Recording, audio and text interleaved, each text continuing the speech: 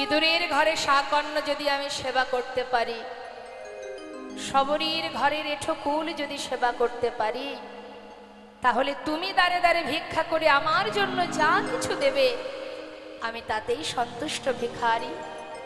এই ধন ঐশ্বর্য সঙ্গে করে নিয়ে যেতে হবে না, এগুলো ফেলে দাও। আহা, সত্য কথা মা। হস্তিনাপুরে ভগবান কৃষ্ণ যখন যায়, দুর্যোধন বলেছিল, সখা আমি তোমায় রাজভোগ খাওয়াবো। ভগবান বলেছিলেন, খেতেই যদি হয় তাহলে আমি বিদুরের ঘরে শাকন্ন সেবা করব। বিদুরের স্ত্রী একটি কলার খোসা সেবা দিয়েছিলেন, শ্বাস ফেলে দিয়ে কলার খোসা, ভগবান সেটাই সেবা করেছিলেন, কারণ তাতে ছিল শুদ্ধ প্রেম।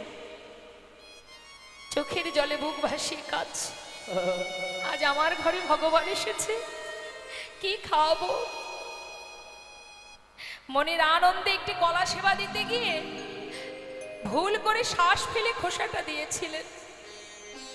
ভগবান সেই খোসাটাই সেবা করছে আর ভক্তের দিকে তাকিয়ে আছে। শুধু তাই নয় মা, রাম অবতারে শবরী যে সকলের অবহেলিতা ছিলেন, ঘৃণার পাত্রী ছিলেন, সেই শবরী দীর্ঘদিন ধরে জঙ্গলের মধ্যে রামের আশাপথে নয়ন দিয়ে রামকে কি খাওয়াবে সেই চিন্তা করে জঙ্গল থেকে কুল পেড়ে আগে নিজে খেয়ে দেখতো কুল টক না মিষ্টি। যেটা এঁঠো কুল দেখা যাচ্ছে সেটা মিষ্টি, অর্ধেকটা খেয়েছে আর অর্ধেকটা গুছিয়ে রেখেছে। কেন? রাম আসলে রামকে দেব। ভক্তি যদি থাকে, শুদ্ধ প্রেম যদি থাকে, তুমি যেভাবে সেবা দাও না কেন তাতেই ভগবান সন্তুষ্ট। সে তো আর কিছু চাই না। ভক্তি ভরে যদি তুমি ভালোবাসতে পারো, আর কিছু সে চায় না। তার একটা প্রমাণ আপনাদের দেব। বেশি দূর নয়, বর্ধমান জেলায়, যেটা আজও বর্তমান, আপনারা দর্শন করে আসবেন, শ্রীখণ্ড নিবাসী মুকুন্দ দাস এবং তার ছোট্ট পুত্র 12 বছরের ছেলে, যার নাম রঘুনন্দন। ঘরে আছে গোপীনাথ সেবা। মুকুন্দ দাস একটু কবিরাজি করতেন, তা এত ভালো কবিরাজি জানতেন তিনি, কোনো ব্যক্তি অসুস্থ হলেই তার ডাক পড়ত। এখন গ্রামে একজন অসুস্থ হওয়ার কারণে মুকুন্দ দাসের ডাক পড়েছে।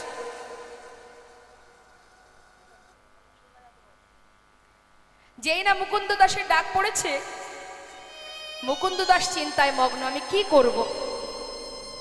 একদিকে ঠিক দুপুরবেলা আমার ঘরে গোপীনাথের সেবা, আর একদিকে গ্রামে একজন অসুস্থ। আমি একা মানুষ, কোন দিকে যাই? মুখে হাত দিয়ে চিন্তা করছি। 12 বছরের ছেলে, আমাদের অনেকেরই ঘরে আছে মা, ছোট্ট সন্তান এসে জিজ্ঞাসা করছে, বাবা তুমি কি কিছু ভাবছো? হ্যাঁ, আমি একটু চিন্তা করছি। কি চিন্তা করছো আমাকে বলো। বাবা আমি বড় বিপদে পড়েছি, একা মানুষ কোন দিকে যাই? কি হয়েছে বলো। গ্রামে একজন অসুস্থ, সেখানে আমাকে যেতেই হবে। আবার একই সময়ে ঘরে আমার গোপীনাথ, তার সেবা, আমি কোন দিকে যাই বল। বাবা তুমি চিন্তা করো না, কবিরাজি আমি তো জানি না, যেজন অসুস্থ হয়েছে তুমি তার কাছে চলে যাও, আর ঘরে গোপীনাথের সেবাটা না হয় আজ আমিই দিয়ে দেব। বাবা হেসে বলে উঠলেন, সেবা বললেই সেবা দেওয়া যায়? সেবার অনেক নিয়ম আছে, মন্ত্র জানতে হয়, তুমি তো কিছু জানো না। ছোট ছেলে বললেন, বাবা আমি তোমার মতো না হয় মন্ত্রতন্ত্র জানি না, আমি যদি ওকে ভালোবেসে খাওয়াই, ও কি খাবে না? মুকুন্দ দাস কথাটা শুনে ভাবলেন, সত্যি তো তাই, সবার ঊর্ধ্বে তো ভক্তি। যেখানে ভক্তি আছে সেখানে মন্ত্রের কি বা প্রয়োজন? বৃন্দাবনের আলাভোলা গোয়ালিনী যারা, তারা তো মন্ত্র দিয়ে গোবিন্দকে ভালোবাসতেন না, তারা নিজেদের হৃদয় দিয়ে ভালোবাসতেন। তা আমার পুত্র যদি ভক্তি ভরে ওকে খাওয়ায়, এর জন্য তো মন্ত্রের দরকার নেই। ঠিকই বলেছিস। হ্যাঁ রে বাবা, যাক শোন, রান্নাঘরে সব কিছু গোছানো, রান্না হয়নি, তুই একটু রান্না করে সেবা দিয়ে দিস। ঠিক আছে বাবা, তুমি চিন্তা করো না, তুমি চলে যাও। মুকুন্দ দাস যাবার সময় বলে গেলেন, হ্যাঁ রে রঘুনন্দন, আমার জন্য প্রসাদ রাখবি, আমি কিন্তু এসে প্রসাদ পাবো। চলে গেল মুকুন্দ দাস, আর ছোট্ট ছেলে রঘুনন্দন রন্ধনশালায় গিয়ে দেখছে মা যে রান্না হয়নি। জীবনে কোনোদিন সে রান্না করেনি, আজকে বাবাকে কথা দিয়েছে গোপীনাথকে খাওয়াবে, তাই আজ নিজে দায়িত্ব করে রান্না করতে এসেছে। কিন্তু রান্নার নিয়ম জানে না, যা কিছু ব্যঞ্জন ছিল এক পাত্রে ঢেলে দিয়ে কোনো রকমে রান্না বসিয়েছে। কোনো রকম সিদ্ধ হয়েছে, এক পাত্রে ঢেলে নিয়ে থালাটি হাতে করে নিয়ে গুটি গুটি পায়ে মন্দিরে ঢুকেছে। নিতাই গৌর হরি। আবার মুখে বলছে, ও গোপীনাথ, আজ কিন্তু বাবা ঘরে নেই, তোমার জন্য আমি রান্না করেছি, জানি না কেমন হয়েছে, যেমনই হোক আজকে একটু কষ্ট করে খেয়ে নেবে, কেমন? একা একা বকছে আর গুটি গুটি পায়ে যাচ্ছে। মন্দিরের ভিতরে গিয়ে পাতা আসনে সম্মুখে থালাটি রেখেছে, রেখে এবার ডাকছে, গোপীনাথ, ও গোপীনাথ, শিগগিরই এসো, জানো আজ আমি রান্না করেছি তোমার জন্য, কোনোদিন করিনি গো, আজই প্রথম, জানি না নিশ্চয়ই ভালো হবে না, তুমি একটু কষ্ট করে খেয়ে নাও, কেমন? বাবা কাল এসে ভালো করে রান্না করে খাওয়াবে। সে কিন্তু জানে না যে এটা পাথরের বিগ্রহ। সে জানে আমি যেমন বাবার সন্তান, ও আমার বাবার সন্তান। দায়িত্ব নিয়েছে যখন, বারবার ডাকছে, আসছে না। মনে মনে চিন্তা করছে কি ব্যাপার, আসছে না কেন? এত করে ডাকছি, বাবা ঘরে নেই বলে আসবে না? তা তো হবে না। শোনো গোপীনাথ, আমি অনেক কষ্ট করে রান্না করেছি, এসো না, একবার এসে খেয়ে নাও, শিগগিরই এসো। তাও আসছে না। চিন্তা করছে কি হলো, তবে কি আমার কোনো ভুল হয়ে গেল? চারিদিকে দেখছে, ঘুরে ঘুরে দেখতে দেখতে হঠাৎ চোখে পড়ে গেল কি দরজা খোলা আছে। ও বুঝেছি বুঝেছি, বাবা যখন তোমাকে খেতে দেয় দরজা বন্ধ করে খেতে দেয়। দাঁড়াও দাঁড়াও, দরজাটা বন্ধ করে আসি। আবার দরজাটা বন্ধ করে দিল। গোপীনাথ, এবার তো এসো, তাও আসছে না। আপনারা তো ভগবানের সেবা দেন, আসে ভগবান? আসে না কেন বলুন তো? আমরা তাকে চিত্রপট ভেবে ভালোবাসি, চিত্রপট বিগ্রহ এই ভেবেই সেবা দিই, নিজের জন ভেবে তো সেবা দিই না। আজ বারবার ডাকা সত্ত্বেও আসছে না। কিন্তু ছেলে কি করলেন? রেগে গেলেন। কি ভাবছো তুমি, আসবে না? আমি এত করে ডাকছি, তুমি আসবে না? আমার কি কষ্ট হয় না? কখন থেকে ডাকছি, তুমি শুনতে পাচ্ছ না? শোনো গোপীনাথ, ভালো করে শুনে নাও। আমি যখন না খাই, আমার বাবা আমাকে লাঠি দিয়ে মেরে মেরে খাওয়ায়। তুমি যদি ভালো চাও চলে এসো, তা না হলে, এই কথাটা বলে ছুটে গিয়ে মন্দির থেকে বাইরে বেরিয়ে একটা লাঠি জোগাড় করে নিয়ে ঠাকুরের সম্মুখে ধরলেন। গোপীনাথ, যদি ভালো চাও চলে এসো, আর তা না হলে আমার হাতে কি দেখতে পাচ্ছ, এই লাঠি দিয়ে না আমি তোমাকে মেরে মেরে নিয়ে আসবো। প্রভু আর দূরে থাকতে পারছে না, মনে মনে চিন্তা করছে, ভক্ত এতদিন এই ঘরে আছি আমি, কোনোদিন কেউ আমাকে এমন করে ভালোবাসেনি। মন চাইছে কখন তোমার কাছে ছুটে যাব, কিন্তু কেন জানি না যেতে পারছি না। কোনো জোরে বলছে, ও গোপীনাথ, একবার এসো না, আমার কি কষ্ট হয় না? কখন থেকে ডাকছি তোমায়, একবার এসে খেয়ে নাও। ভগবান আর থাকতে পারছে না মা, পাথরের মধ্যে আর থাকতে পারছে না। বিগ্রহ থেকে সচল মূর্তি ধারণ করে পাতা আসনে এসে বসেছে।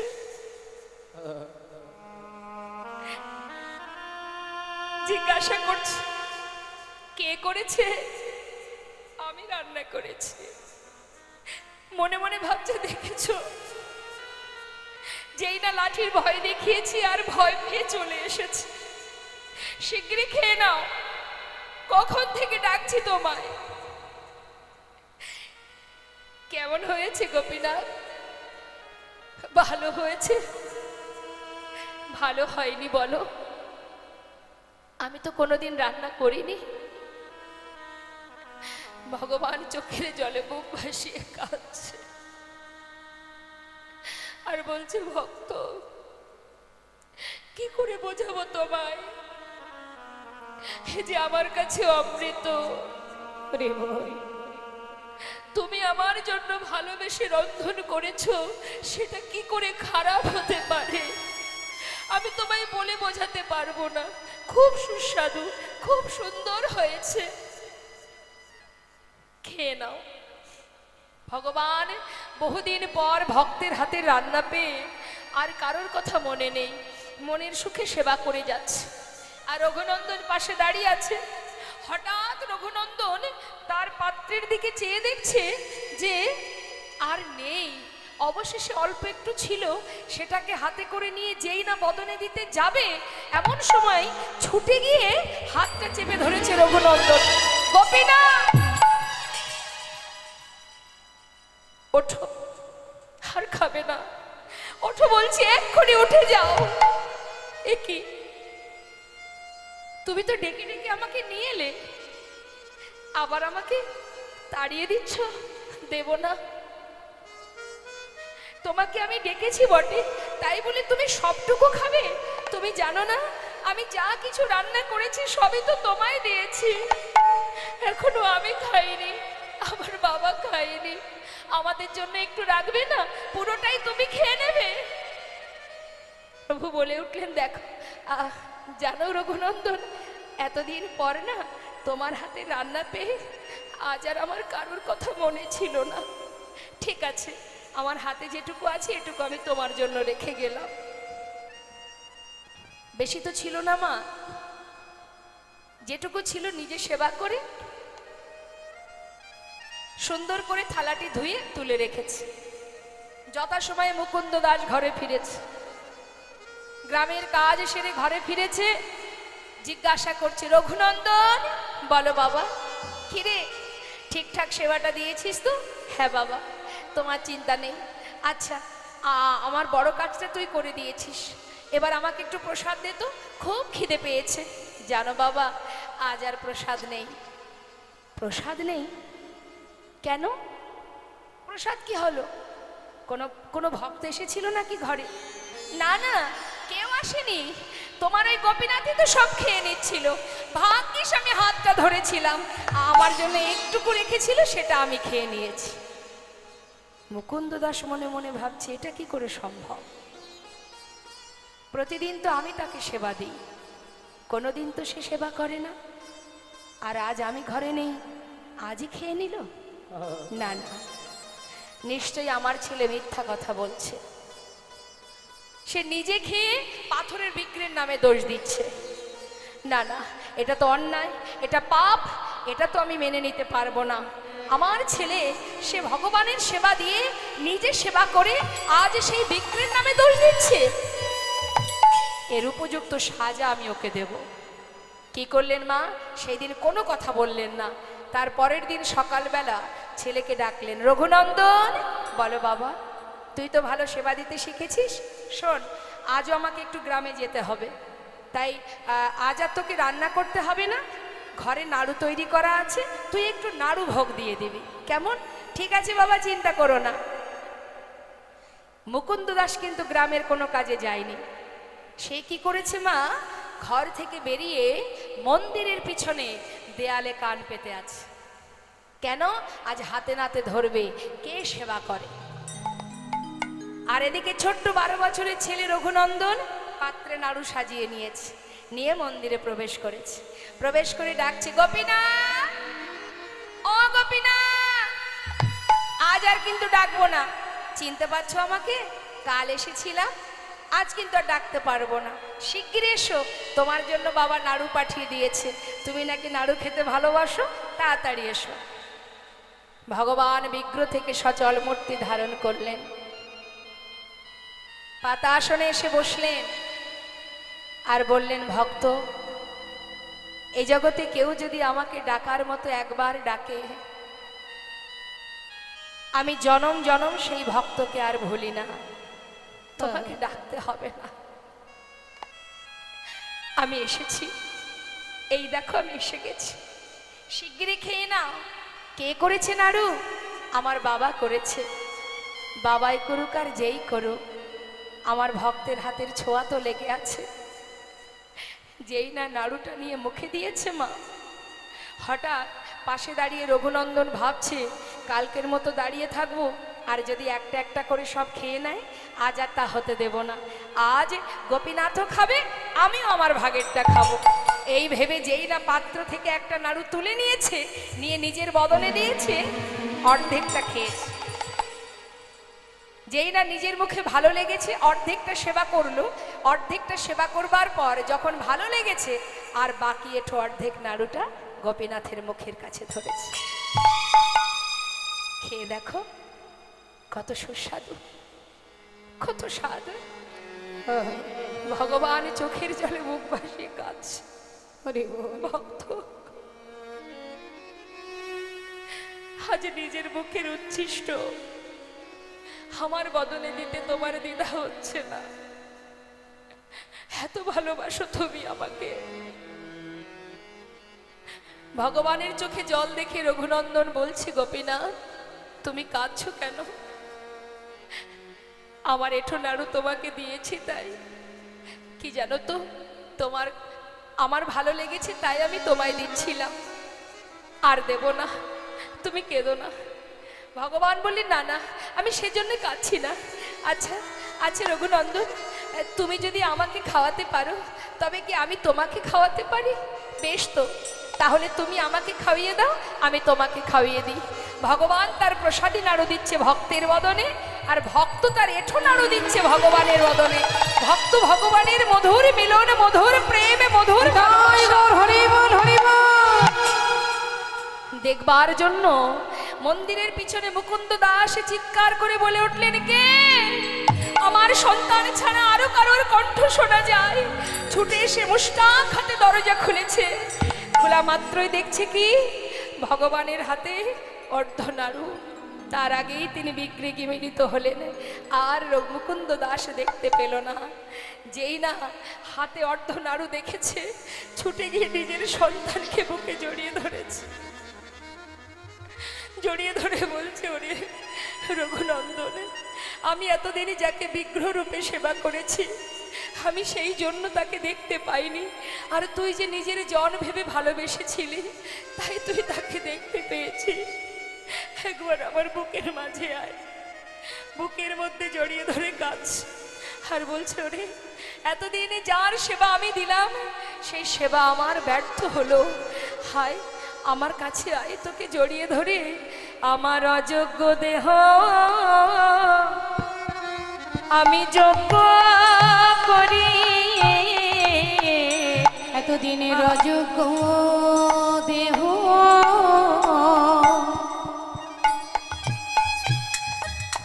আমি যোগ্য, আমি যোগ্য করি।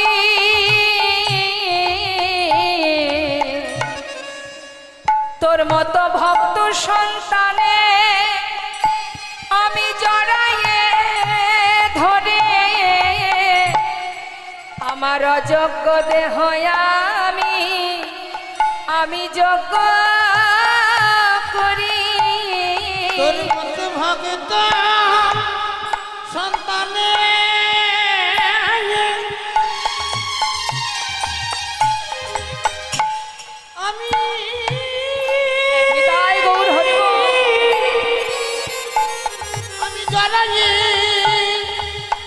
ধরি আমার মানব জন আমি ধন্য করি। এতদিনের অযোগ্য দেহ যোগ্য করি।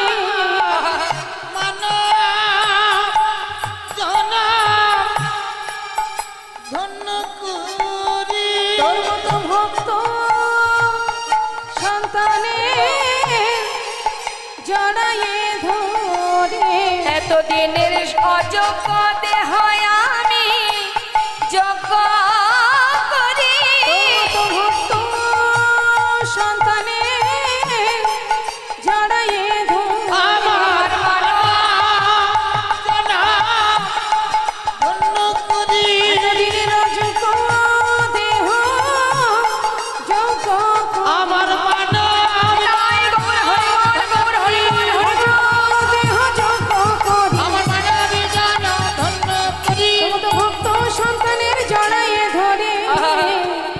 যোগ্য দেহ হরি বল হরি বল। যোগ্য করি। তাই তো শাস্ত্রে বললেন, ভগবানকে যেভাবেই তুমি ভালোবাসো না কেন, যদি তোমার মধ্যে ভক্তি থাকে, ভক্তি ডোরেই ভগবানকে বাঁধা যায়। আজ লালা বললেন, দেখো ভিখারি, তোমার যদি মনে এমনটাই হয় তাহলে তুমি এক কাজ করো, তোমাকে কোথাও যেতে হবে না, তুমি আমার ঘরে থাকবে, তোমার সমস্ত দায় দায়িত্ব আমার, তুমি প্রতিদিন হরিনাম করবে আর আমাকে হরিনাম শোনাবে। যেই না কথাটা বলেছে তখন ভিখারি বলে উঠলেন, বাবু, আপনার মহলে থাকলে দিনে দিনে আপনার মতো অবস্থা আমারও হবে। আপনি যেমন গোবিন্দকে ভুলে গেছেন, আপনার মহলে থাকলে এত সুখ, এত শান্তি, এত আনন্দে যদি আমার জীবন পার হয়, তাহলে আপনার মতো দিনে দিনে আমিও গোবিন্দকে ভুলে যাব। তাই বাবু, আমার কুড়ে ঘরই আমার কাছে ভালো। এই বলে ভিখারি চলে গেল। আর লালাবাবু মনে মনে চিন্তা করলেন, তবে কি মহলে থাকলে, বিষয় সম্পদের মধ্যে থাকলে গোবিন্দ ভুলে যেতে হয়? সত্য কথা বাবা, যখন আমাদের কিছুই থাকে না তখন গোবিন্দ ছাড়া আমাদের আর কেউ থাকে না। আর একটু একটু করে ভগবান যখন সমস্ত কিছু আমাদের পরিপূর্ণ করে দেন, তখন সেই সকলে চিন্তা করতে গিয়ে আমাদের দিনন্তে ভগবানকে একবার সেবা দেব, সেই সময়টুকু হয়ে ওঠে না। লালা মনে মনে চিন্তা করতে লাগলেন, তবে কি এত বিষয় সম্পদের কথা ভাবতে ভাবতে আমার কি গোবিন্দ ভজন হবে না? চিন্তা করতে করতে হঠাৎ একদিন তিনি খাজনা আদায় করতে যাচ্ছেন, গোটা রাজ্য পরিদর্শনে যাচ্ছেন পালকি চেপে। সারাদিন ধরে খাজনা আদায় করে বেলি অবসানকালে যখন তিনি ঘরে ফিরছেন, হঠাৎ তিনি শুনতে পেল এক ধোপার মেয়ে রজকন্যা চিৎকার করে তার পিতাকে বলছে, বাবু গো, বাবু গো, বেলা যায়, বাসনায় আগুন দাও। বাসনা মানে কাকে বলে বলুন তো মা? বাসনা মানে কি? কলা গাছের পাতাকে, শুকনো পাতাকে বলা হয় বাসনা। আগেকার সময়ে কাপড় কাচতে গেলে, কাপড় পরিষ্কার করতে গেলে তো এত ডিটারজেন্ট ছিল না। ওই কলার পাতাকে পুড়িয়ে, শুকনো কলার পাতাকে পুড়িয়ে যে খার, যে ছাইটা হতো, সেটা দিয়ে কাপড় পরিষ্কার করা হতো। তা রজকন্যা চিৎকার করে বলছে, বাবু, বেলা যায়, বাসনায় আগুন দাও। আর এই কথাটা শুনছে কে? জমিদার লালা। সে কি শুনছে? পালকি চেপে ফিরছে, বেলি অবসান কাল, মানে কোন সময়টা? দিনের আলো শেষ, সন্ধ্যা আগত, ঠিক সেই সময়, যেটা আমাদের জীবনেও আসবে। এই সময়টা আমাদের জীবনেও আসবে। এই সময়টা ফিরছে লালা আপন ঘরে। আর যখন ফিরছে তখন শুনতে পাচ্ছে, প্রতিধ্বনি হচ্ছে, কে যেন বারবার তাকে বলছে, বেলা যায়, বেলা যায়, বেলা যায়, বেলা যায়, বেলা যায়,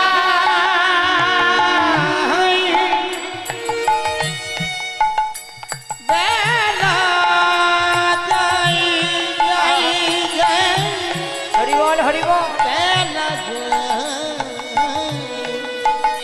বেলা যায়, বেলা যায়, বেলা যায়, বেলা যায়, বেলা যায়, বেলা যায়, বেলা যায়,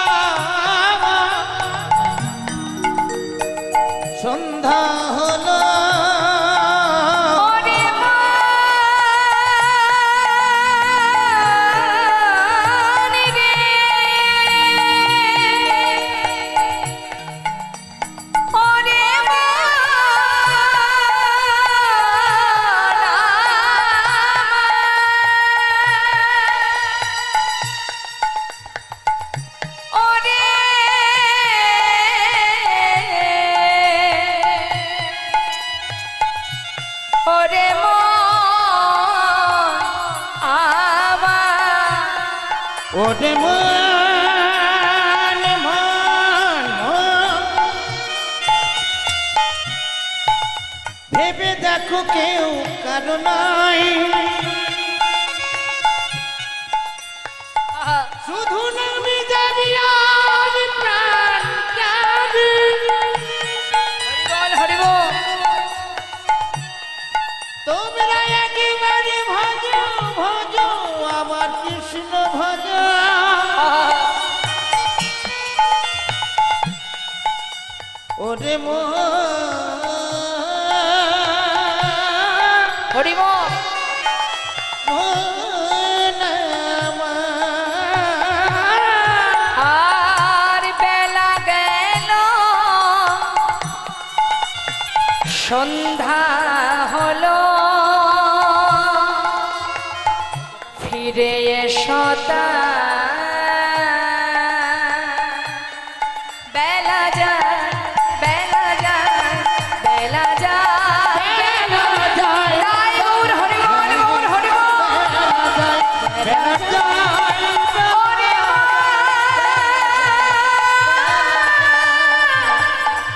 মন হরি বল হরি বল বেলা যায়, বেলা যায়, বেলা যায়, বেলা যায়, বেলা যায়।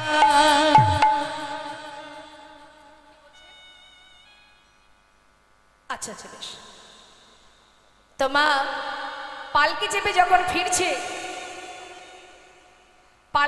যখন ফিরছে শুনতে পেল কি বারবার শুনছে বেলা যায় বেলা যায় বেলা যায়।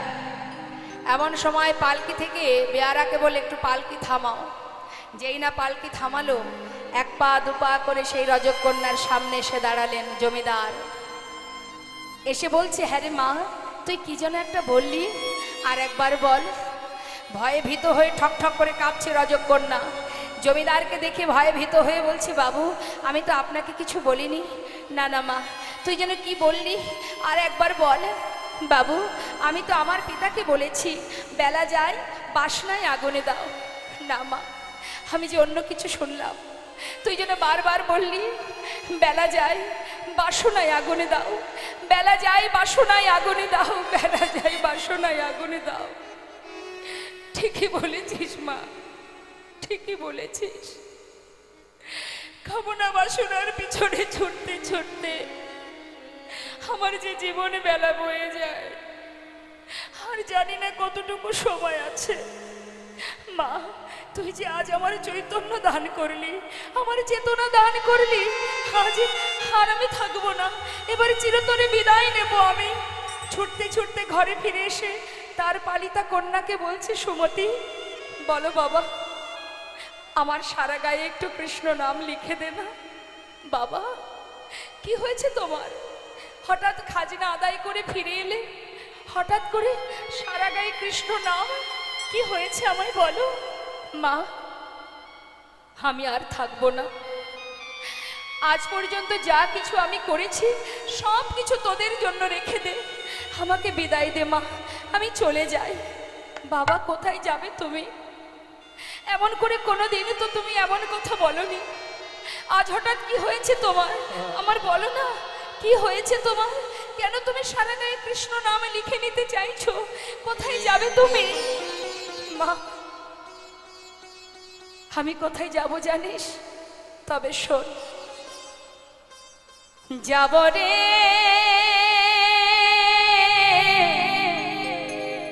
যাব আমি কৃষ্ণ ভজনে যাব আমি মধুর বৃন্দাবনে। ওই না যাব আমি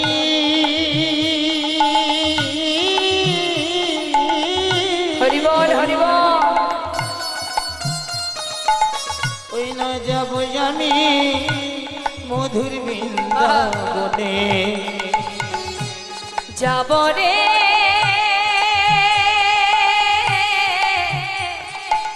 যাব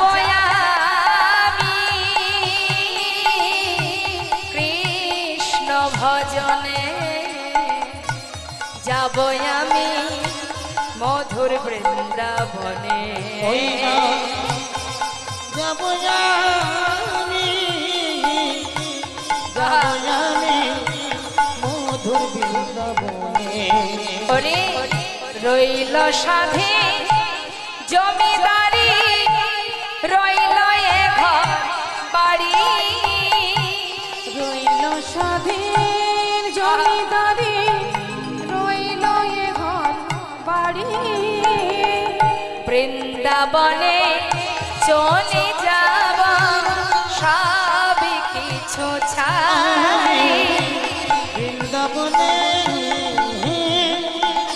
চলে যাব সব কিছু ছাড়ি সাজায়ে দে কৃষ্ণদা মনে আমার এই অভিলাষ সাজায়ে দে কৃষ্ণ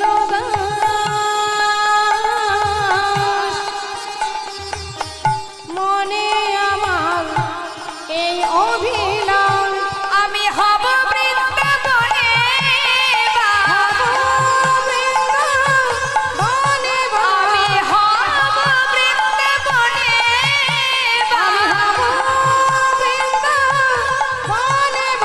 ওরে এই আশা মনে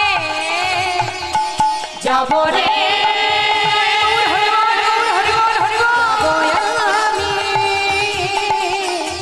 কৃষ্ণ ভজনে ওই না যাব আমি মধুর বৃন্দাবনে ওই না যাব আমি হরিবল হরিবল ওই না মধুর বৃন্দাবনে সারা গায়ে কৃষ্ণ নাম লিখে সমস্ত সুখ স্বাচ্ছন্দ্য পরিত্যাগ করে এত ধন ঐশ্বর্য এত বড় জমিদার আজ কৃষ্ণ ধনে ধনী হবার জন্য সব কিছু ফেলে চলে গেলেন চিরতরে বৃন্দাবনের পথে নিতাই গৌর হরিবল হরিবল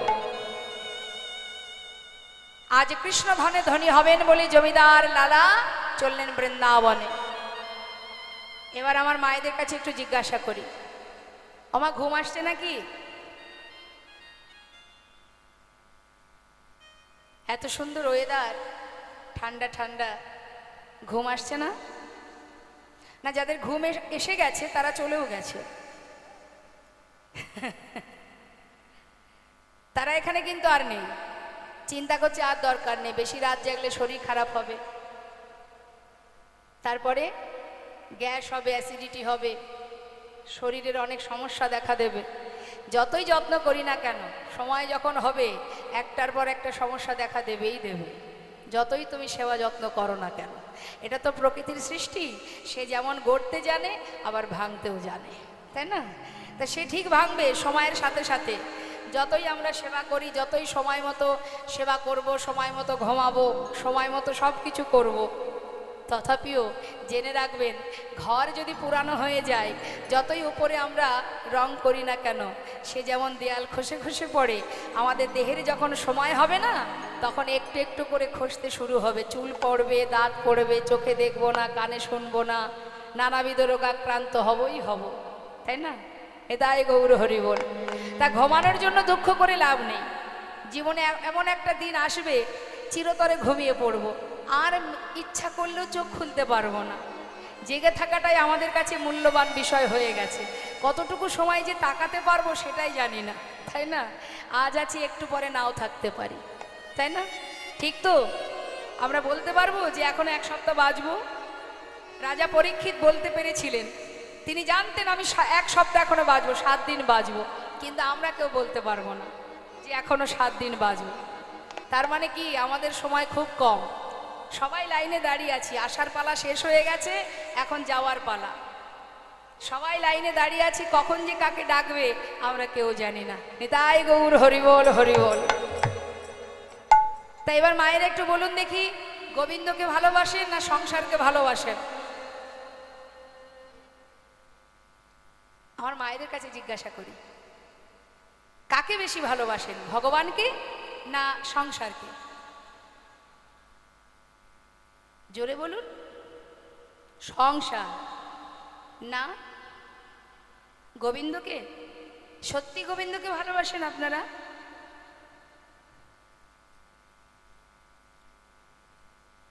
গোবিন্দকে যখন আপনারা বলছেন যে বেশি ভালোবাসেন, তাহলে আজকে কীর্তনের পর এই কীর্তন শেষ হয়ে গেলে আর কিন্তু কেউ বাড়ি ফিরে যাবেন না,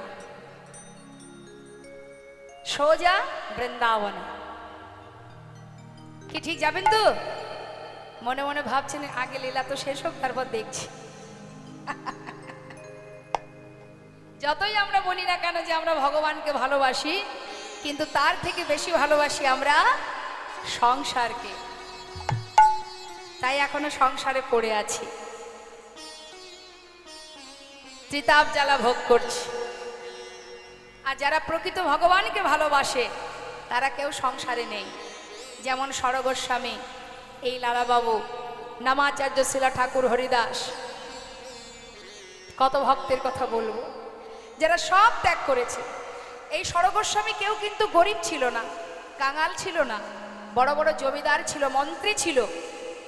তারা সব কিছু ফেলে রেখে কৃষ্ণ ধনে ধনী হয়ে একটা ছিন্ন বসন পরিধান করে বৃন্দাবনে গিয়ে গোবিন্দ কৃপা লাভ করেছিলেন। হরিবল হরিবল। কত সহজ নয় মা ভক্ত হওয়া। আজ লালা যাচ্ছেন সর্বস্ব ছেড়ে কৃষ্ণ ধনে ধনী হয়ে বদনে কৃষ্ণ নাম গাইতে গাইতে। দেখতে দেখতে 2 মাস কেটে গেল, তিনি এসে পৌঁছালেন বৃন্দাবনে।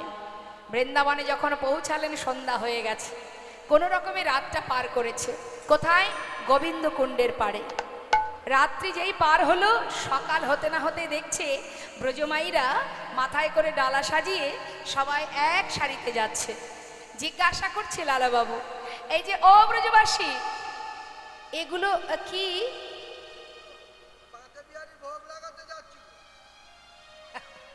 মাথায় এগুলো কি পসরা? আর তোমরা যাচ্ছ কোথায়? বাঁকে বিহারীর মন্দিরে। হ্যাঁ, আমি এখানে প্রথম, আমি আগে কখনো আসিনি। দেখো আমি তো ঠিকঠাক রাস্তাঘাট চিনি না, তোমার সঙ্গে আমাকে একটু নিয়ে যাবে? ব্রজমাইরা বলছে কেন নিয়ে যাব না, চলো সবাই আমরা যেমন যাচ্ছি আমাদের পাছু পাছু এসো। তবে হ্যাঁ, আমরা যে নাম গাইতে গাইতে যাব, তুমিও কিন্তু সেই নাম গাইতে গাইতে যাবে। কি নাম? রাধে রাধে রাধে রাধে রাধে রাধে রাধে বল বল বল বল। রাধে রাধে রাধে রাধে রাধে রাধে বল বলো। রাধে রাধে রাধে রাধে রাধে রাধে বল, রাধে রাধে রাধে রাধে রাধে রাধে বলো রাধে রাধে বলো রাধে রাধে রাধে রাধে রাধে রাধে বল। রাধে রাধে রাধে রাধে রাধে রাধে বল। হে রাধে রাধে রাধে রাধে রাধে রাধে বল। রাধে রাধে রাধে রাধে রাধে রাধে বল। হে রাধে রাধে রাধে রাধে রাধে রাধে বল, রাধে রাধে রাধে রাধে রাধে রাধে রাধে রাধে বলো রাধে রাধে রাধে রাধে রাধে রাধে বল। রাধে রাধে রাধে রাধে রাধে রাধে বল। পিছন দিকে কে যাচ্ছে মা? পিছনে কে? লালা বাবু, তিনি কি গাইছেন? কৃষ্ণ কৃষ্ণ কৃষ্ণ কৃষ্ণ কৃষ্ণ কৃষ্ণ বল। কৃষ্ণ কৃষ্ণ কৃষ্ণ কৃষ্ণ কৃষ্ণ কৃষ্ণ বল। বলো কৃষ্ণ কৃষ্ণ কৃষ্ণ বলো কৃষ্ণ কৃষ্ণ বলো কৃষ্ণ কৃষ্ণ বলো কৃষ্ণ কৃষ্ণ কৃষ্ণ কৃষ্ণ কৃষ্ণ কৃষ্ণ বল। কৃষ্ণ কৃষ্ণ কৃষ্ণ কৃষ্ণ কৃষ্ণ কৃষ্ণ বল। এই, এ নাম করছো কেন? এ নাম বৃন্দাবনে চলে না। বলো কি? কৃষ্ণ নাম বৃন্দাবনে চলে না?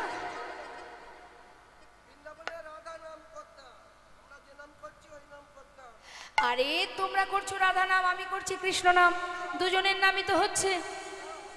হবে না? রাধা নামই করতে হবে? তা কি করে হয়? একজনের নাম করবো আর একজনের নাম করব না? তাহলে এক কাজ করি, তোমাদের কথাও থাক আমার কথাও থাক, দুয়ে মিলে একসঙ্গে রাধে কৃষ্ণ রাধে কৃষ্ণ রাধে কৃষ্ণ রাধে কৃষ্ণ বল। রাধে কৃষ্ণ রাধে কৃষ্ণ রাধে কৃষ্ণ বল। রাধে কৃষ্ণ রাধে কৃষ্ণ ও বলো রাধে কৃষ্ণ বলো রাধে কৃষ্ণ রাধে কৃষ্ণ রাধে কৃষ্ণ বল। রাধে কৃষ্ণ রাধে কৃষ্ণ রাধে কৃষ্ণ বল। আহা বৃন্দাবন কি! মায়েরা হাত তুলুন, হয় রাধে কৃষ্ণ বলবেন আর নাই রাধে রাধে বলবেন। বাবারা সবাই একসঙ্গে দুবাহু তুলে আস্তে আমি বলবো এক একটি জায়গার নাম আর আপনারা রাধে রাধে বলবেন, কেমন? বৃন্দাবন কি, যমুনা মাই কি, রাধা কুণ্ড কি। আর একটু জোরে হবে না? হবে তো? বাবাদের কণ্ঠ কিন্তু মোটেও শুনতে পাচ্ছি না, একটু জোরে জোরে, কেমন? বৃন্দাবন কি, যমুনা মাই কি, রাধা কুণ্ড কি, শ্যাম কুণ্ড কি, গোবিন্দ কুণ্ড কি, বিলাসবন কি, মধুবন কি, নিধুবন কি, কেশিঘাট কি, বংশীবন কি, মোহনবন কি, মাধবীবন কি, লৌহবন কি, तम्रवन की, कमलवन की, भंडीवन की, आगे पीछे दाहिने बाएं, बोल बोल में ऊपर नीचे बोलो राधे राधे राधे राधे राधे राधे बोल राधे राधे राधे राधे राधे राधे बोल राधे राधे राधे राधे राधे राधे राधे बोल हे राधे राधे राधे राधे राधे राधे बोल राधे राधे राधे राधे राधे राधे बोल राधे राधे राधा रानी की राधे राधे राधे राधे राधे राधे बोल राधे राधे राधे राधे राधे राधे बोल राधे राधे राधे राधे राधे राधे बोल राधे राधे राधे राधे राधे राधे बोल राधे राधे राधे राधे राधे राधे बोल प्रेम से बोलिए बांके बिहारी लाल की। কোথায় এলাম আমরা?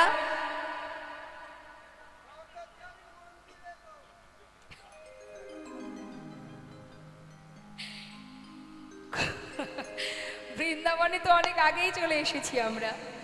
এখন আমরা কোথায় আছি? বাঁকে বিহারীর মন্দিরে। হ্যাঁ, তো বাঁকে বিহারীর মন্দিরে ভোগ নিবেদন হলো, ভালো ভালো প্রসাদ দিল লালাবাবুকে। নতুন অতিথি বৃন্দাবনে, ব্রজমাইরা ভালো ভালো প্রসাদ দিলেন, সেবা হলো। সেবার পরে কি হয়? সেবার পরে একটু মনে হয় না যদি সুন্দর বিছানা পেতাম একটু। তা এখন লালাবাবুরও ঠিক একই অবস্থা মা, সেবার পরে একটু অলসতা। কি করবে? ওই গোবিন্দ কুণ্ডের পাড়ে গিয়ে সুন্দর করে ওই বালির ওপরে যেই না শুতে যাবে, হঠাৎ একটু ঠিকঠাক ঘুম হচ্ছে না বলে তাড়াতাড়ি করে কি করেছে, যেহেতু জমিদার ছিল তো, জমিদারের সুখ স্বাচ্ছন্দ্য এখনো পুরোপুরি মুছে যায়নি। জমিদারির বিছানায় ঘুমিয়ে থেকে থেকে এতদিন কেটেছে, সে বালির বিছানায় ঘুমাবে কি করে? তাড়াতাড়ি করে কিছুটা বালি এক জায়গায় করে একটা বালিশ তৈরি করেছে, করে সেখানে মাথাটা রেখে শুয়ে আছে। রাত পার হয়ে গেছে, সকাল হয়েছে, চোখটা খোলা মাত্র দেখছে সামনে এক বাবাজি দাঁড়িয়ে আছেন। তাই গৌর হরি বল। হন্তদন্ত হয়ে বিছানা থেকে উঠেছে, বালির বিছানা থেকে করজোড়ে জিজ্ঞাসা করছে, বাবাজি পরিচয়? বাবাজি বললেন, আমার পরিচয়? আগে তুমি বলো, তুমি কে? এক ব্রজবাসী বলে উঠলেন, ইনি হলেন বৃন্দাবনের বাবাজি, ওনার নাম কৃষ্ণদাস বাবাজি। কিন্তু বাবাজি, আমার নাম লালা, আমি ওই বাংলার মুর্শিদাবাদ জেলা থেকে এসেছি। দাঁড়াও দাঁড়াও দাঁড়াও দাঁড়াও, মুর্শিদাবাদ জেলার মস্ত বড় জমিদার লালা, তুমি কি সেই লালা? বাবাজি, এক সময় আমি জমিদার ছিলাম, আজ আর আমি জমিদার নই, আমি কৃষ্ণের দাসানো দাস। তার চরণ পাওয়ার জন্য সব ছেড়ে বৃন্দাবনে চলে এলাম। বাবাজি, তুমি যখন এই বৃন্দাবনেই থাকো, আমাকে পথ বলে দাও না, কোন পথে আমি গোবিন্দের দেখা পাবো? বাবাজি বললেন, তোমার কি দীক্ষা হয়েছে? না। তাহলে দেখা পাবে কি করে? তার আগে দীক্ষা হোক। বাবাজি, এটাই যদি হয় তাহলে দীক্ষা নেবার জন্য আমি আর কোথায় যাব? চরণটা জড়িয়ে ধরলেন সাধুর। সাধুর চরণ ধরি কই লালা কৃপা করি, সাধুর চরণ ধরি কই লালা কৃপা করি, অধমেরে কর এই ভিক্ষা, অধমেরে কর এই ভিক্ষা, অবিষ্ট ধন পাইবারে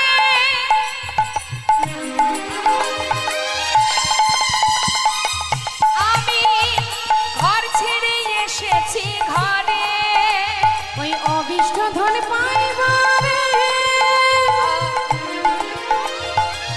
ছেড়ে এসেছি ঘরে ওগো ফিরিব না কৃপা করে দাও মোরে দীক্ষা ফিরিব না কৃপা করে দাও মোরে দীক্ষা ফিরিব না কৃপা করে দাও মোরে দীক্ষা ফিরিব না কৃপা করে দাও মোরে দীক্ষা ঘর ছেড়ে এসেছি ঘরে ঘর ছেড়ে এসেছি ঘরে ঘর ছেড়ে এসেছি ঘরে ঘর ছেড়ে এসেছি ঘরে অবিষ্ট ধন পাই বাড়ি ঘর ছেড়ে এসেছি ঘরে অবিষ্ট ধন পাই বাড়ি ঘর ছেড়ে এসেছি আমি ঘরে ফিরিব না কৃপা করে দাও মোরে দীক্ষা ফিরিব না কৃপা করে দাও মোরে দীক্ষা লালা এত তাড়াতাড়ি দীক্ষা তো দেওয়া যাবে না সবে এসেছো বৃন্দাবনে গোবিন্দের পরিবারে তাই সংসার জীবনে কর্ম না করলে যেমন সংসার জীবনে কেউ ভালোবাসে না ঠিক গোবিন্দের সংসারেও কর্ম করতে হবে তবে গোবিন্দের ভালোবাসা পাবে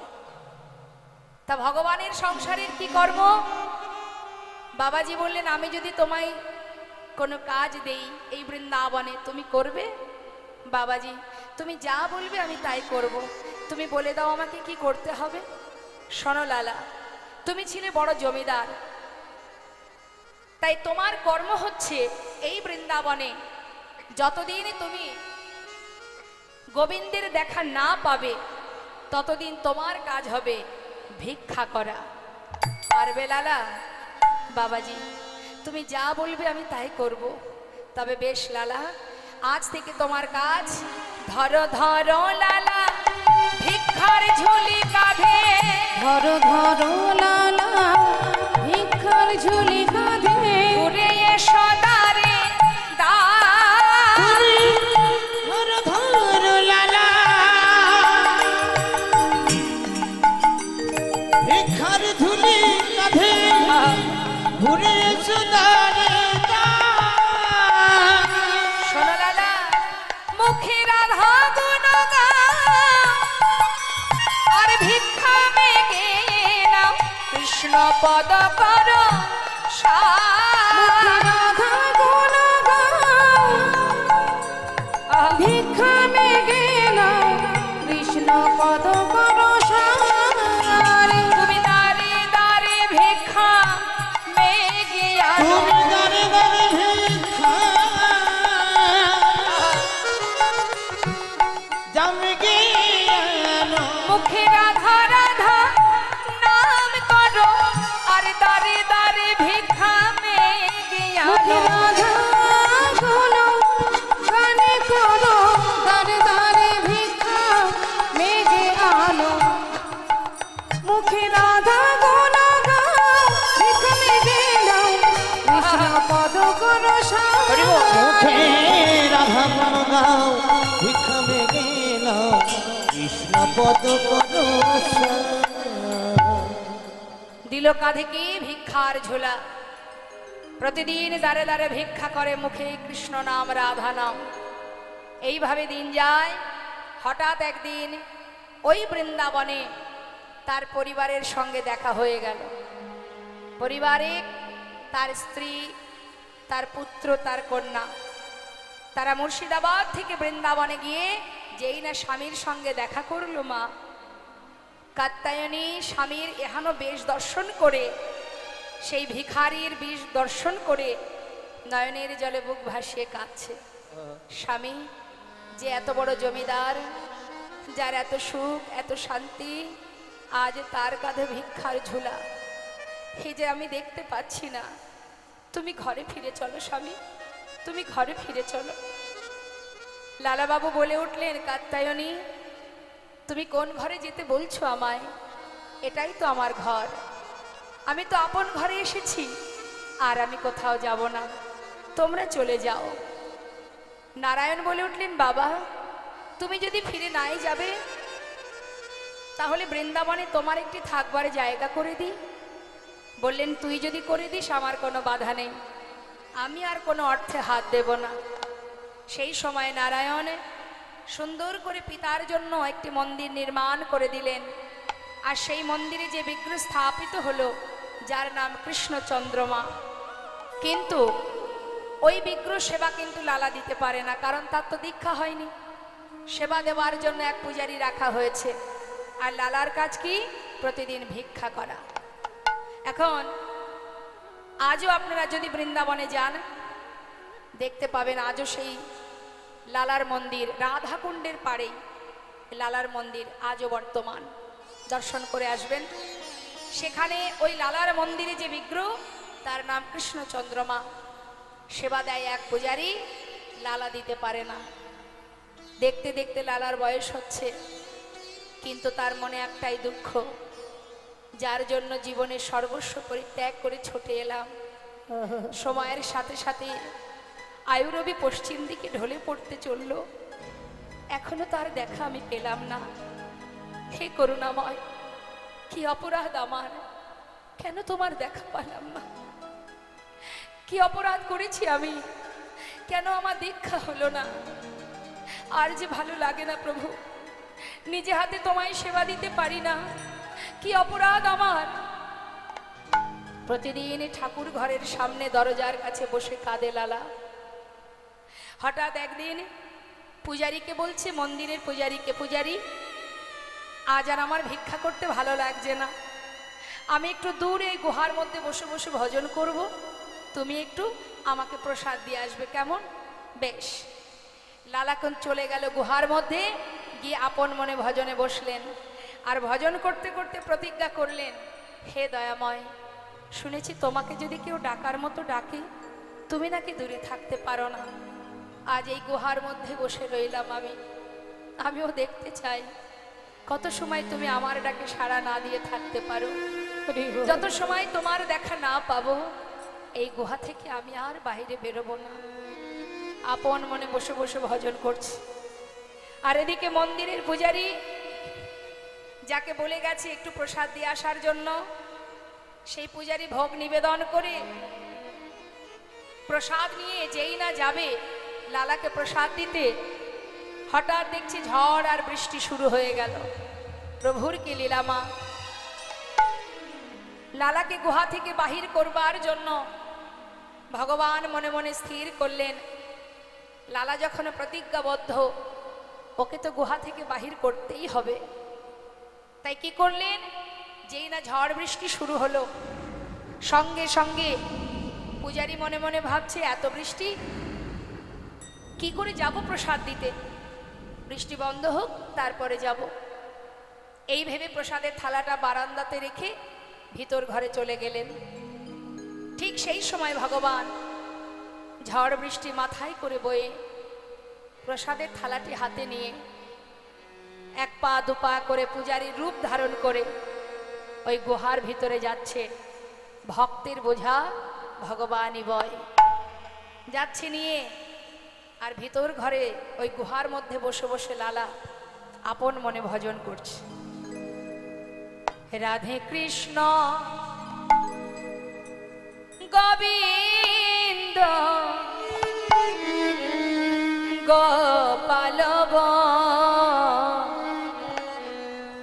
রাধা রমণ হরি হরি হরি বল। রাধে কৃষ্ণ রাধে কৃষ্ণ গোবিন্দ গোপাল বল বল, রাধার মন হরি হরি হরি বল। রাধে কৃষ্ণ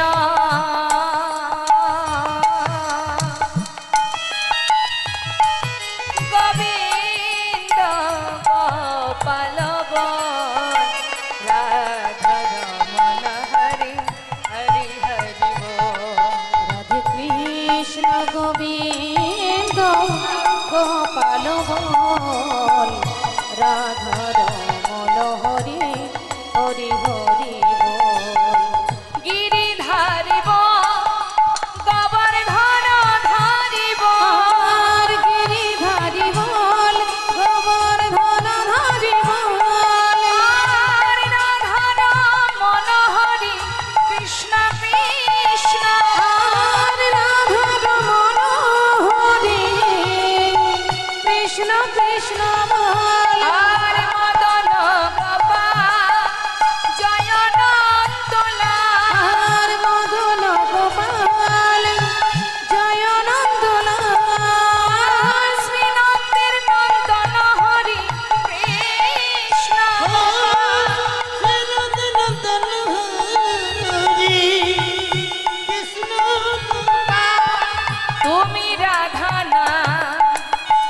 জগতের না তুমি রাধা না জগতের না আর তুমি রাধা না জগতের না তুমি রাধার না জগতের না গোপী জন বল্লভ প্রভু গোপীনা রাধে কৃষ্ণ রাধে কৃষ্ণ গোবিন্দ গোপাল বল বল রাধা রমণ হরি হরি হরি বল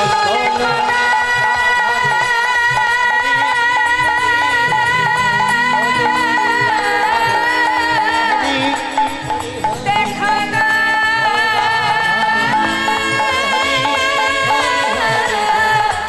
দেখা না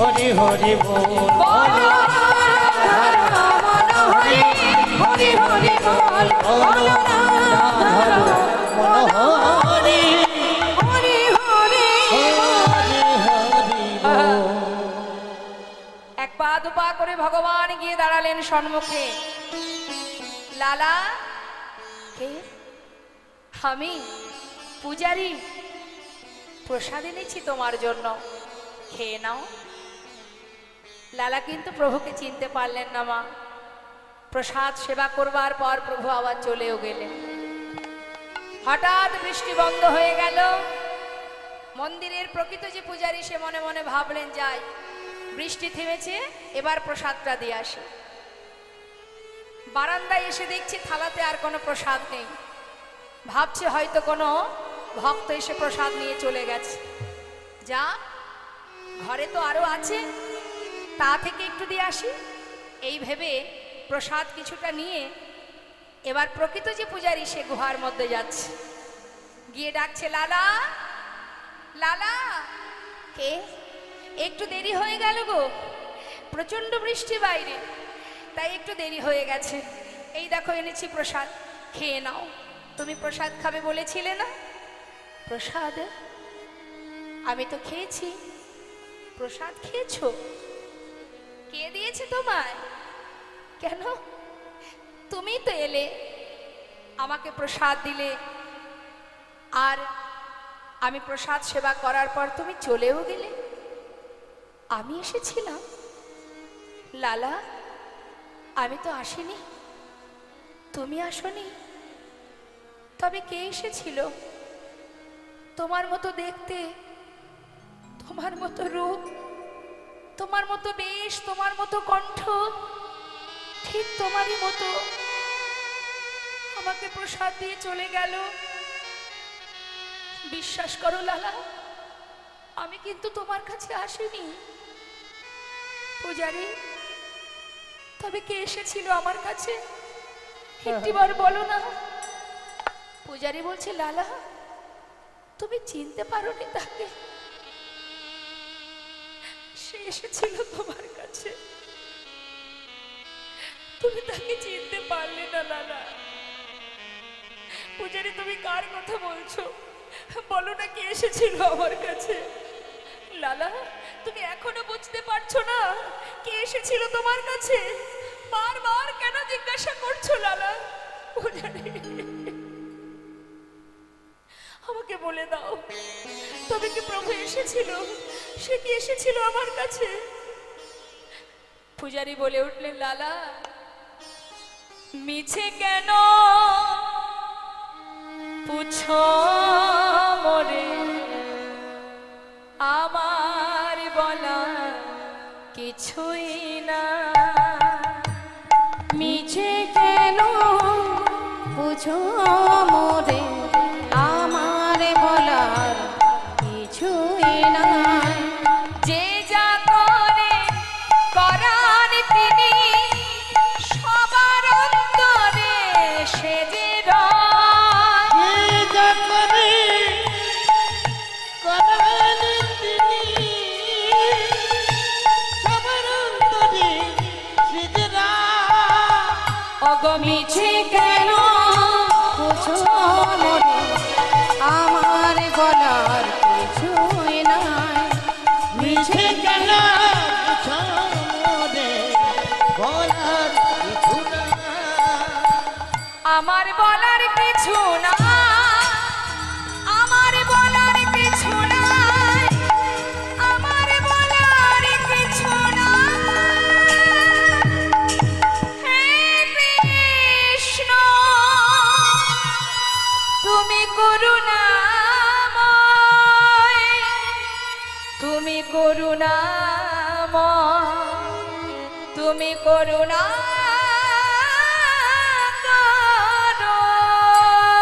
তুমি করুণাময়,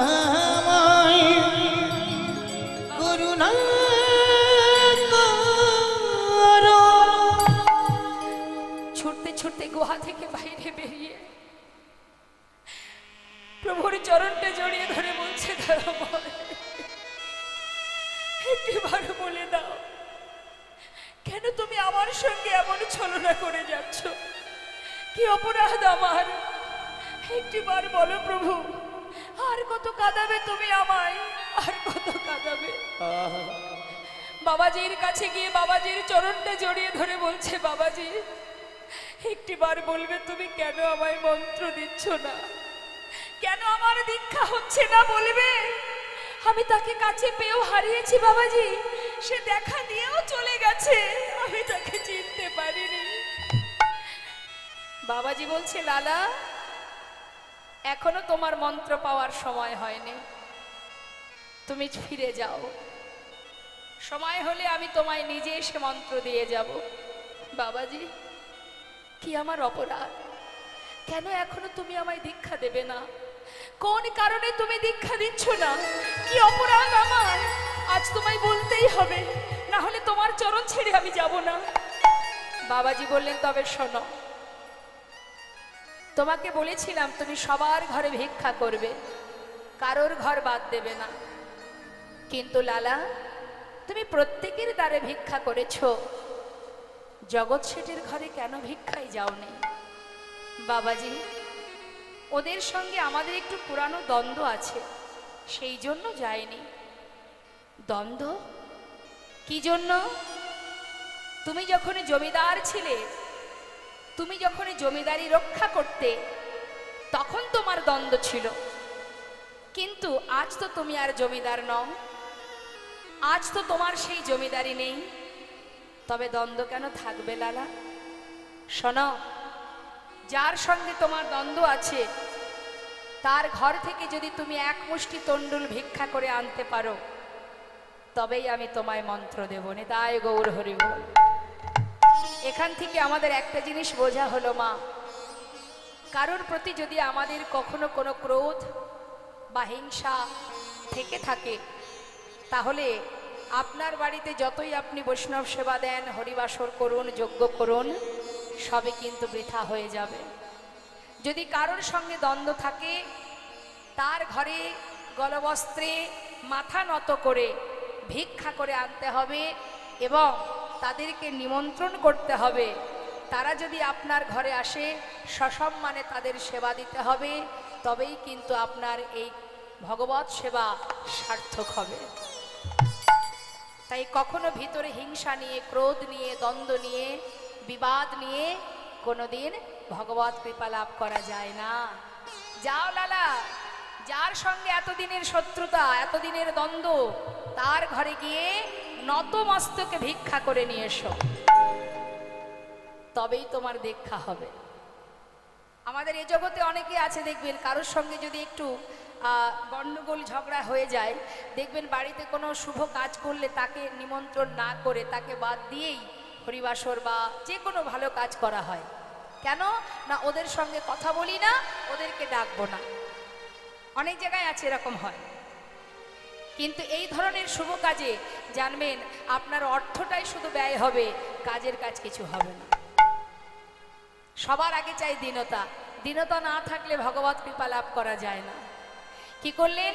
লালা ভিক্ষার ঝোলা নিয়ে বাবাজির কথা মতো জগৎ শেঠের দ্বারে এসে দাঁড়ালেন। নিতাই গৌর হরি বল। মস্ত বড় জমিদার লালা জগৎ শেঠের দ্বারে এসে তার মুখে কৃষ্ণ নাম, চোখে কৃষ্ণ প্রেমের বাড়ি, সারা গায়ে কৃষ্ণ নাম লেখা, কাঁধে ভিক্ষার ঝোলা, মুখে চিৎকার করে বললেন ভিক্ষাং দেহি, ভিক্ষাং দেহি। আহা, দাঁড়িয়ে দেখছে সর্বনাশ, এ তো মস্ত বড় জমিদার, সে আমাদের দ্বারে দাঁড়িয়ে আছে। কোনো কথা না বলে ভিখারি স্বরূপ কিছু দামি দামি রত্নে একটা পুটুলি নিয়ে যেই না দিতে গেছে, লালা বলে উঠলেন, ও দাঁড়ি, তুমি যেগুলো এনেছো আমি তো নিতে পারবো না, এত দামি দামি মূল্যবান রত্ন নিয়ে আমি কি করব? নিয়ে যাও, আমি তোমার হাত থেকে ভিক্ষা নিতে পারবো না। তোমাদের যে জমিদার আছে তাকে একবার ডেকে নিয়ে এসো, তার হাত থেকে এক মুষ্টি তন্ডুল নিয়ে আমি চলে যাব। আমি ধনের ভিখারি নয় গো, আমি ধনের ভিখারি নয়, আমি ধনী ভিখারি গো, আমি ধনীর ভিখারি নই। চাই গো যে আমি এক মুষ্টি ভিক্ষা, চাই গো যে আমি এক মুষ্টি ভিক্ষা, চাই গো যে আমি এক মুষ্টি ভিক্ষা, চাই গো যে আমি এক মুষ্টি ভিক্ষা, তাই দুয়ারে দাঁড়াই রই। আমি ধনী ভিখারি গো, আমি ধনীর ভিখারি নই, আমি ধনীর ভিখারি নই, আমি ধনীর ভিখারি নই। দাও যদি মন এক মুষ্টি ভিক্ষা, তবে হবে ওই গুরু পদে দীক্ষা। দাও যদি মোদে এক মুষ্টি ভিক্ষা, তবে হবে মোর গুরু পদে দীক্ষা। আমি পাবো দর্শন ব্রজেন্দ্রনন্দ, আমি পাব দর্শন ব্রজেন্দ্রনন্দ, আমি পাবো দর্শন ব্রজেন্দ্রনন্দ। ও গো সে কথা তোমারই কই, ধনের ভিখারি হরি বল, হরি বল। আমি ধনের ভিখারি নই, আজ আমি ধনের ভিখারি নই, আজ আমি ধনের ভিখারি নই। শুধু একটি বার তোমাদের জমিদার বাবুকে একবার নিচে নামিয়ে নিয়ে এসো, তার হাত থেকে এক মুষ্টি তন্ডুল নিয়েই আমি চলে যাব। আমার এসব ধন ঐশ্বর্যের প্রয়োজন নেই। সঙ্গে সঙ্গে দাঁড়িয়ে ভিতরে গিয়ে জগৎ শেঠকে বললেন, বাবু, আপনার বহু পুরানো শত্রু আপনার দ্বারে এসে দাঁড়িয়ে আছে, আপনার হাত থেকে ভিক্ষা নেবে বলে। আমার শত্রু? কে সে? আর কে? আপনার পুরানো শত্রু আর কে? ওই যে লালা বাবু। লালা আমার দ্বারে এসেছে? হ্যাঁ, আপনার হাত থেকে এক মুষ্টি তন্ডুল নিয়ে চলে যাবে। জগৎ শেঠ বলছে, বেশ, আমি দেখতে চাই তাকে। এক পা দু পা করে নিচে নেমে এলেন, এসে দেখছেন কি সারা গায়ে কৃষ্ণ নাম লেখা, চোখে কৃষ্ণ প্রেমের বাড়ি, মুখের দিকে তাকিয়ে আছে। জগৎ শেঠ জিজ্ঞাসা করছে, তুমি যে বেশে আমার দ্বারে দাঁড়িয়ে আছো, এটা তোমার কোনো ছলনা নয় তো? এটাই তোমার প্রকৃত বেশ তো, নাকি কোনো ছলনা করে এসেছো আমার দ্বারে? লালাবাবু বলে উঠলেন, বন্ধু, না না,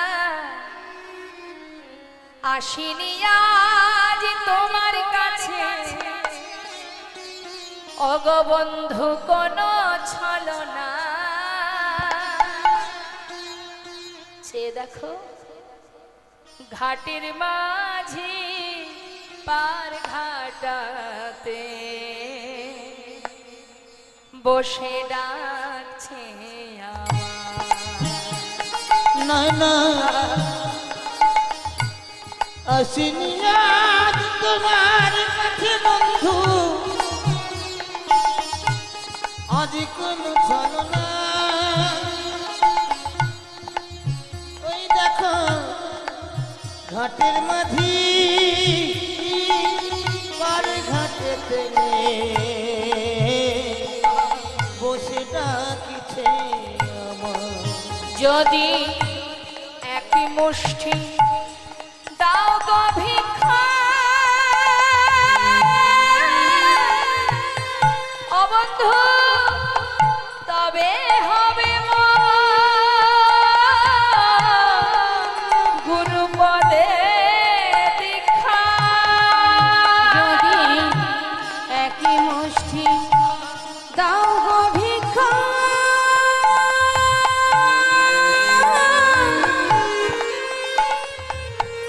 তবে হবে মোর গুরুপদে দীক্ষা।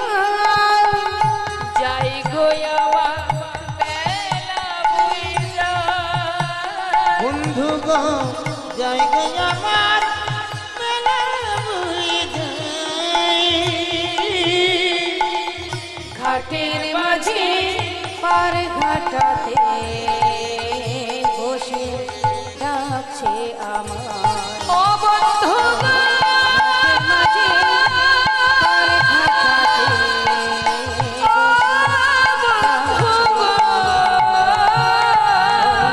ঘাটের মাঝে পার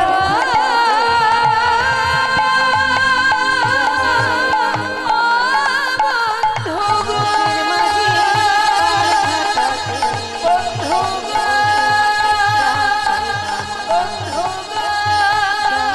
বন্ধু গো,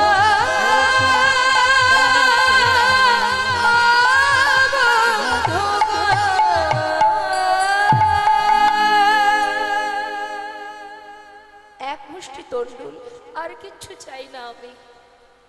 জগৎ শেঠ এক মুষ্টি তন্ডুল তার ঝুলাই দিয়ে যেই না পিছন ফিরেছে, লালা আর দেরি না করে সেই এক মুষ্টি ভিক্ষা নিয়ে বাবাজি, বাবাজি, এই দেখো আমি ভিক্ষা করে এনেছি বাবাজি, আমি পেরেছি বাবাজি, আমি পেরেছি। আমি আমি জগৎ শেঠের ঘর থেকে ভিক্ষা করে এনেছি। বাবাজি বলছে, লালা আমি তো দেখতে পাচ্ছি তুমি ভিক্ষা করে এনেছো, কিন্তু তোমার পিছনেও কে আসছে? আমার পিছনে পিছন ফিরে তাকিয়ে দেখছে, তার পশ্চাতে জগৎ শেঠ। বন্ধু, বন্ধু তুমি? জগৎ শেঠ বলে উঠল, লালা তুমি যখন আমার দ্বারে গিয়ে বললে যে তোমার জীবন বেলা বয়ে যায়, আমি মনে মনে ভাবলাম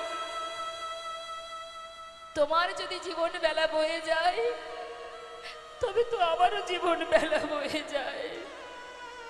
তোমাকে এক মুষ্টি তন্ডুল দেওয়া মাত্রই কোনো দিকে না তাকিয়ে পাগলের মতো ছুটতে ছুটতে তুমি চললে, আমি আর পিছনে ফিরে ঘরে যেতে পারলাম না। তাই তোমার পাছু পাছু আমি তোমাকে স্মরণ করতে করতে এসেছি। বন্ধু আমাকে তোমার করে নাও, গ্রহণ করো আমায়, আমি যে সব ছেড়ে তোমার কাছে এসেছি। বাবাজি ও আমার সেই বন্ধু যার ঘরে ভিক্ষায় গিয়েছিলাম, সর্বস্ব পরিত্যাগ করে আজ এখানে এসেছে। বাবাজি তুমি ওকে গ্রহণ করো। বাবাজি দুজনকে একসঙ্গে মন্ত্র দান করলেন। লালাবাবু জগৎ শেঠ দুজনে মন্ত্র পাওয়ার পর, এতদিন দীক্ষা হয়নি বলে প্রভুর দেখা পাইনি, আজ যেই না মন্ত্র পেয়েছে মনের ভিতরে বাসনা দ্বিগুণ হয়ে গেছে। একবার দেখা দাও প্রভু, দেখা দাও, আর কবে তোমার কৃপা হবে? পথে পথে ঘুরে আর পাগলের ন্যায় ডাকে, আমি কেমন করে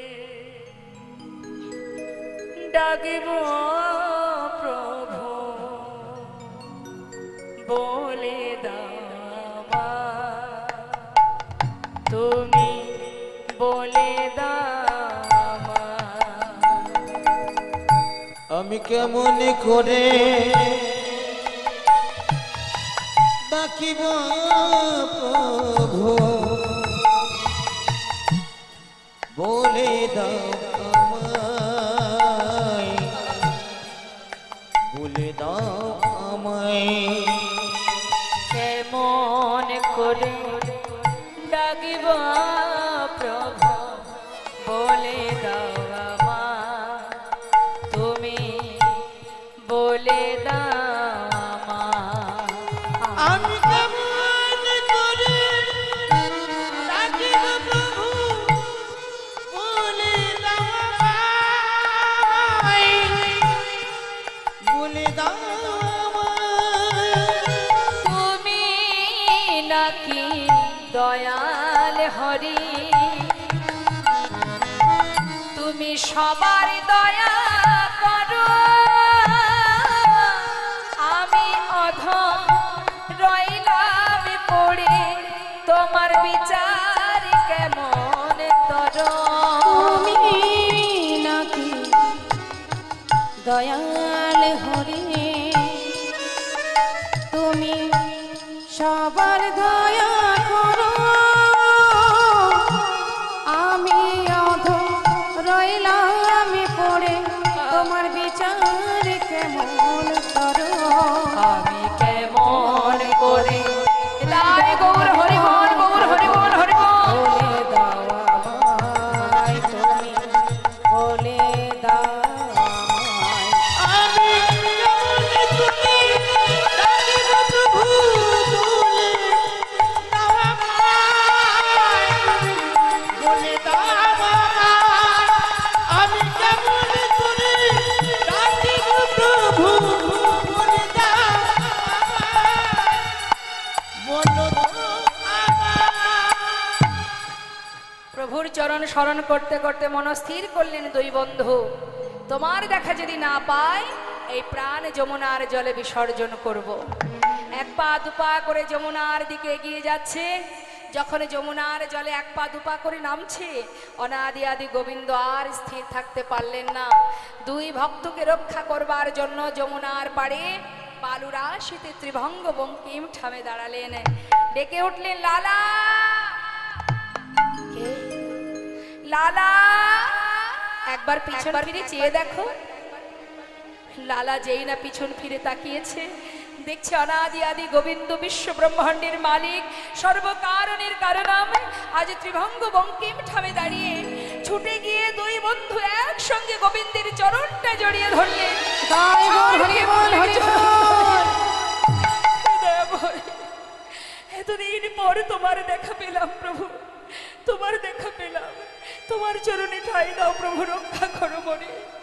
প্রভুর চরণ দুটি জড়িয়ে ধরে, দুটি বাহু প্রসার করে বুকে জড়িয়ে ধরে বললেন, প্রভু গো, শুধু আমার চোখের সামনে নয়, আমার হৃদয় মন্দিরে তুমি একবার এসো। দুটি বাহু প্রসার করে ডাকছে ভগবানকে, মম অন্তর মন্দিরে এসো এসো, মাধব কৃষ্ণ গোপাল এসো মাধব কৃষ্ণ গোপাল। মম অন্তর মন্দিরে তুমি শুনে এসো, মাধব কৃষ্ণ গোপাল এসো এসো। মাধব কৃষ্ণ গোপাল। এসো এসো তুমি এসো হৃদি মাঝে, অন্তর জামি হরি প্রাণ প্রিয় রাজে। এসো এসো তুমি এসো হৃদি মাঝে, অন্তর জানি হরি প্রাণ প্রিয় রাজে।